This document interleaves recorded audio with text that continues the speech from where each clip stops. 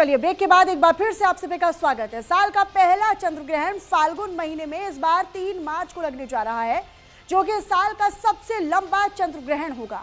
शास्त्रों के अनुसार इस दिन पूर्वा फाल्गुनी और उत्तर फाल्गुनी नक्षत्र का संयोग रहेगा, जो सुबह 7:27 तक पूर्वा फाल्गुनी नक्षत्र रहने वाला है।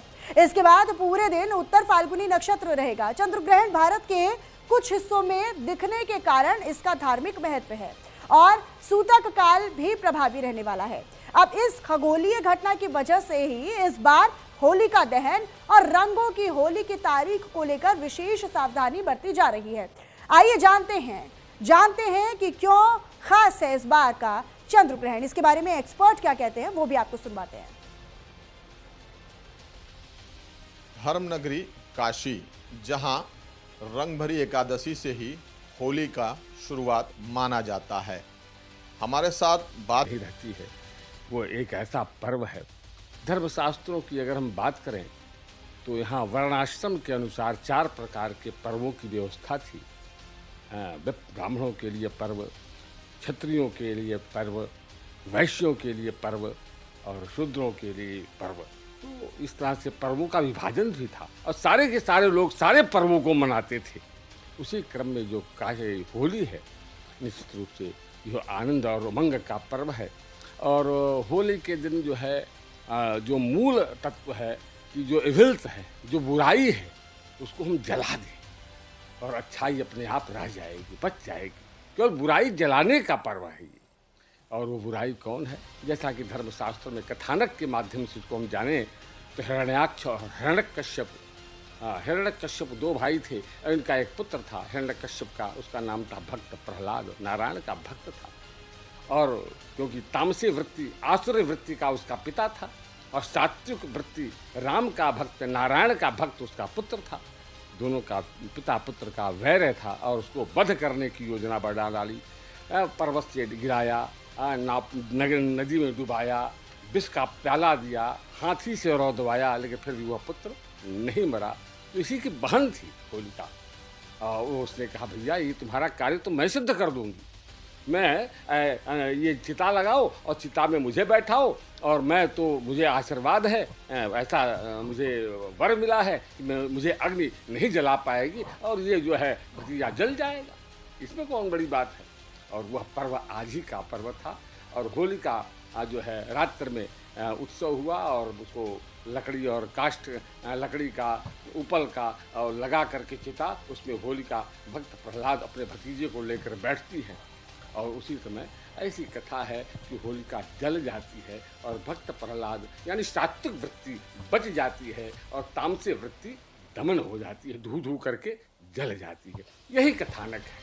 इसी कथानक का आधार बना करके हम जो धार्मिक जो ऋषियों ने परंपरा बनाई है उसका अनुमोदन करके उसी को बारंबार आवृत्ति करते हैं कि हम ऐसी सात्विक वृत्ति हम लोगों की बनी रहे नारायण के प्रति। हमारी बुद्धि, हमारे विचार, हमारे व्यवहार नारायण के प्रति समर्पित रहें। जो तामसी वृत्तियां हैं, जो इविल्स हैं, जो बुराइयां हैं, वो जल जाएं।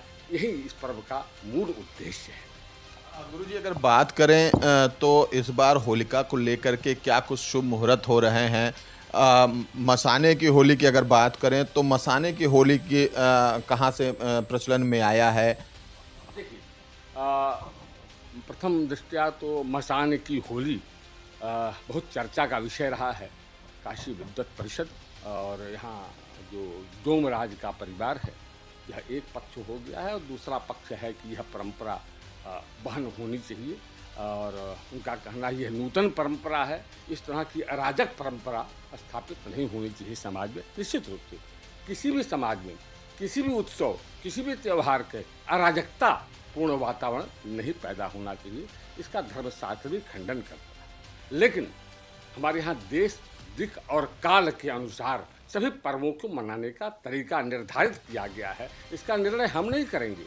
तस्मात् शास्त्रम प्रमाणन्ते, ये प्रमाण शास्त्र हैं हमारे कि ऋषियों ने शोध किया, रिसर्च किया और तब उनको धर्मशास्त्रों में लिखा कि कौन सा पर्व क्यों मनाएं, कैसे मनाएं और कब मनाएं।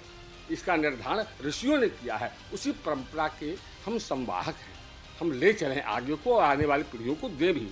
जैसे कुछ ऐसी परंपराएं आई हैं समाज में जो पर्वों को, उत्सवों को विकृत रूप में दे रही हैं।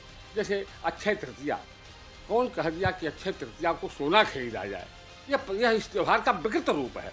अक्षय तृतीया को दान और स्नान का महत्व है, इसको हम नहीं बता पाए, ये अधर्मशास्त्री है। लेकिन जो शास्त्र बताता है उसका अनुमोदन तो होना ही चाहिए। होली को लेकर अगर हम बात करें तो धर्मशास्त्रों में इसकी बृहद व्याख्या बताई गई है। हमारे यहाँ 2 ग्रंथ हैं, निर्णय सिंधु, धर्म सिंधु। ये दोनों ग्रंथों में होली कब, कैसे और क्यों मनाई जाए बृहद उल्लेख मिलता है। पहली बात, होलिका को जलाने में 4 बातों का चलिए कुछ और